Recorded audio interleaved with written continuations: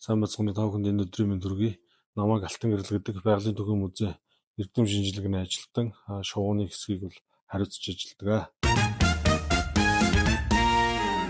За манай сайн өмөрхтөл одоо Монгол оронд бүртгэгдээд шуудын төрөл зүйлийн 50-аас илүү өвн бол хадгалагдж байна. За эдгээрийг үзэгч олонд тань мэдэх хүн боловсрол олох зорилгоор бол одоо эхлэж үзүүлдэг.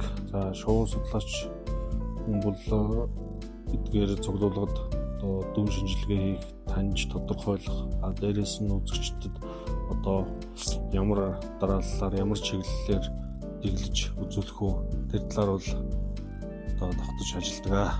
За мөн одоо хээрийн хайгуул судалгаанд хизээ хаашаа явж аль төрөл зүйлийн шуудыг олж ирэх боломжтойг бол одоо судалгааны багаараа ярилцж одоо төлөвлөгөө боловсруулах бас үүрэг гүйцэтгэж оролцсон.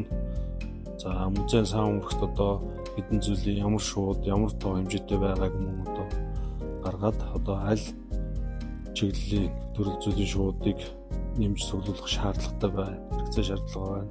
Тэр талаас нь бас судалгаа хийж ажилладаг.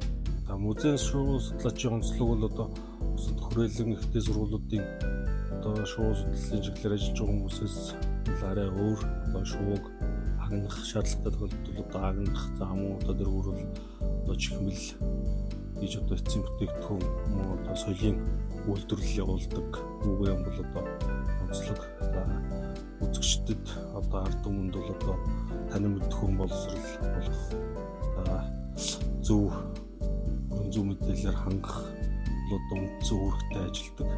За одоо жишээ нь энд бол одоо миний гарт нэг зүйл шувууны одоо хаяг тайлбар байна. Одоо энэ дээр босоо монгол бичгээр байх.